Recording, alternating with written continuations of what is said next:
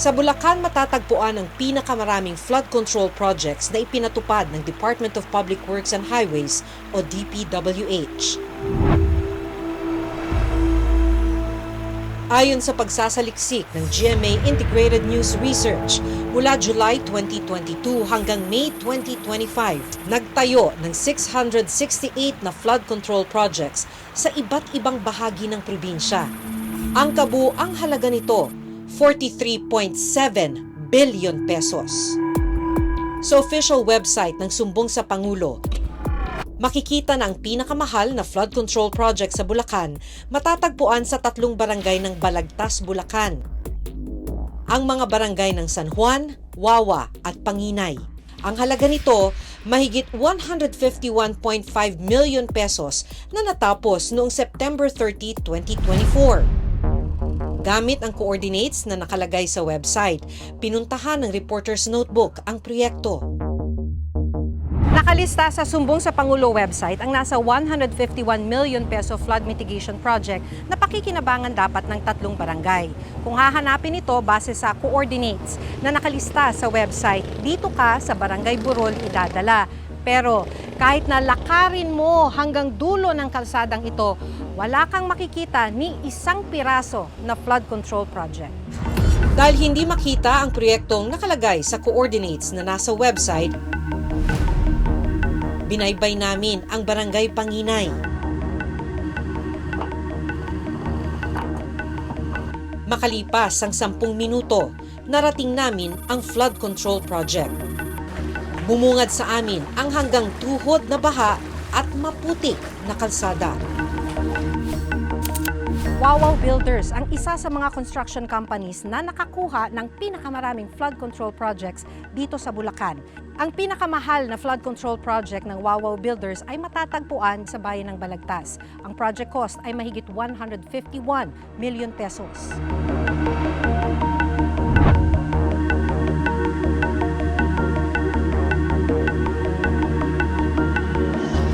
Sa dokumentong nakuha ng Reporter's Notebook mula sa DPWH, Bulacan 1st District Engineering Office, nakasaad na April 23, 2024, sinimulan ng construction of flood control structure sa Barangay San Juan, Wawa at Panginay, Balagtas, Bulacan.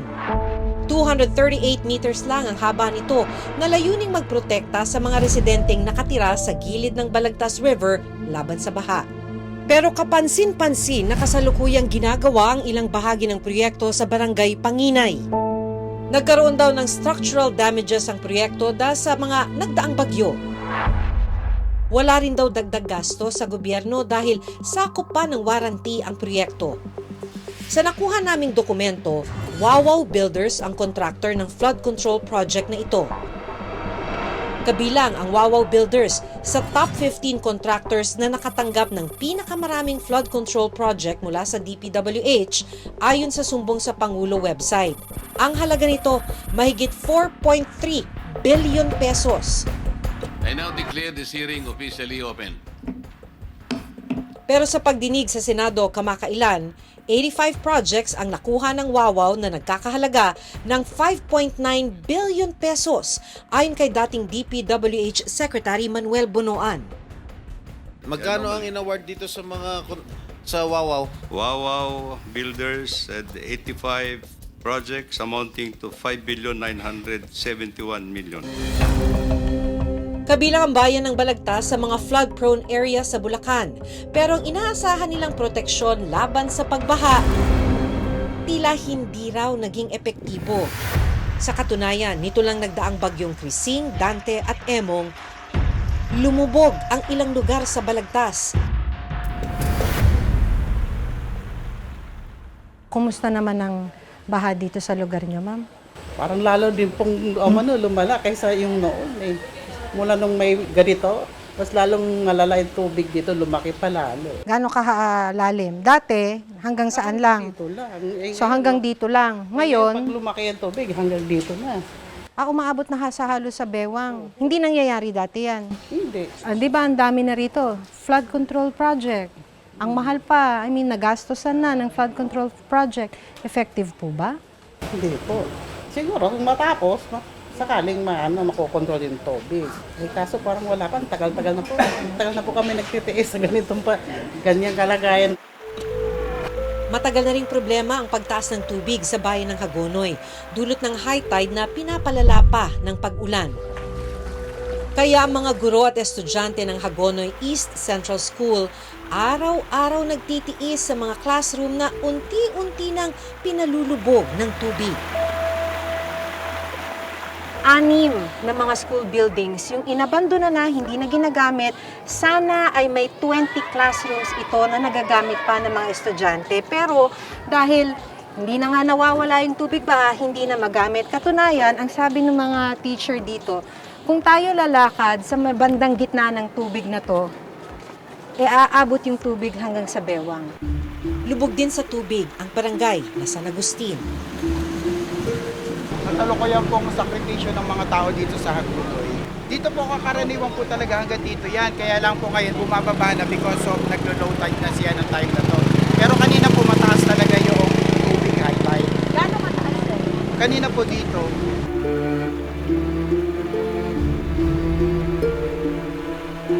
Nadaanan din namin ng ilang abandonadong gusali na nalubog na rin sa baha.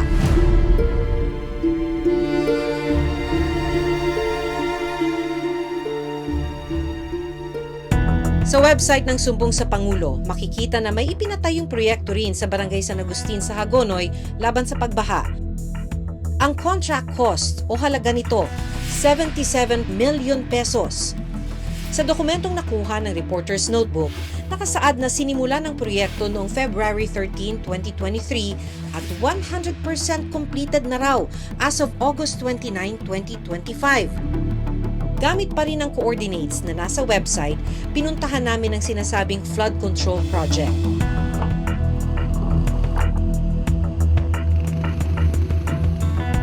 Nang marating namin ang itinuturong lokasyon ng mapa, narating namin ang isang ilog pero wala kaming nakitang flood control project. At ang contractor ng proyekto, kapareho ng proyekto sa Balagtas, ang Wawaw Builders. Sa kabilang bahagi ng ilog, isang flood control project ang nakita ng aming team. Gamit ang coordinates na nasa website, natuklasan namin na ito ay ang flood mitigation structures along Barangay Santa Monica, Hagonoy, Bulacan. Ang halaga ng proyekto, mahigit 77 million pesos, halos kapareho ng presyo ng proyekto sa San Agustin. Sa dokumento mula sa DPWH Bulacan, sinimulan ito noong February 13, 2023 at June 2026, 2023 naman ang nadeklarang completion date. Pero ang ilan sa mga proyekto natuklasang hindi pa tapos, may mga bakal pa na nakausli at iniwan na nakatiwangwang. Hindi pa naman kumpleto kasi. Binabaha pa rin. Wawaw Builders din ang contractor ng flood control project.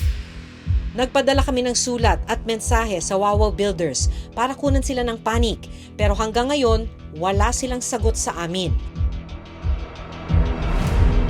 Pero sa pagdinig sa Senado, dumalo si Mark Alan Arevalo, ang owner ng Wawaw Builders. Nang tanungin siya tungkol sa mga sinasabing ghost project ng kanilang kumpanya. Familiar ka dito? Familiar ka, Mike? Hindi po yun. Hindi. Dahil, hindi ka nga talaga magiging familiar dahil ghost nga. Ang nakalagay dyan sa report, completed. Nakakubra ka na. Nabayaran ka na ng gobyerno. Ngayon ko hindi po nakita yung video, Your Honor. Oh, talaga hindi mo makikita dahil hindi mo naman alam. Kasi nga ghost. Your Honor, I invoke my right against incrimination, Your Honor. Tsaka identical ang presyo ha. 77 million, 77 million, 72 million, 72 million. Bakit ganon? Mr. Arevalo, kung 42 projects ito, 42 plunder cases ito eh. Nito lang September 4, nag-inspeksyon si bagong DPWH Secretary Vince Dizon sa isang flood control project sa Plaridel, Bulacan na idineklara ng 100% completed kahit na ongoing pa lang ang proyekto. This is criminal. Mga hayop to mga tao to, hindi tao to mga to. I will also order the perpetual lifetime blacklisting of Wawaw Builders from DPWH and all their possible affiliates. Probinsya ng Bulacan ang nakakuha ng pinakamaraming flood control projects, 668 projects na may kabuuang halaga na mahigit 43 billion pesos. Pero ilan sa mga proyektong ito ay hindi matagpuan o ghost projects. 27 kilometers mula sa Hagonoy, Bulacan, isa pang flood control project ang itinayo sa Barangay Piel, Baliwag City, Bulacan. Ang construction of reinforced concrete river wall sa Purok 4, Barangay Piel, Baliwag, Bulacan. Ang contract amount, 55.73 million pesos. February 25, 2025 ang date of effectivity at 100% completed na raw ito as of August 31, 2025. Pero nang puntahan, nawawala rin ang proyekto. Sa dokumento mula sa DPWH Bulacan, SYMS Construction Trading ang kontraktor ng project. Ayon sa isang opisyal ng barangay, nakipag-coordinate pa raw sa kanilang barangay ang construction company para sa pagtatayuan ng barracks ng mga trabahador. Pero hindi na raw sila bumalik. As in, naging ghost na rin sila. Yung mistulang na naglaho na rin. Kaya hindi lang sila ghost contractor. As in, multo. Talaga magugulat po kami dahil sila po nakipag-coordinate sa barangay muna. Sa kabuuan, umabot sa 16 flood control projects na nakuha ng SYMS mula 2022 hanggang 2025. Ang halaga, mahigit 931 million pesos. Pinadalhan namin ng sulat ang SYMS Construction Trading para kunin ang kanilang pahayag. Pero hanggang ngayon, wala silang sagot sa amin.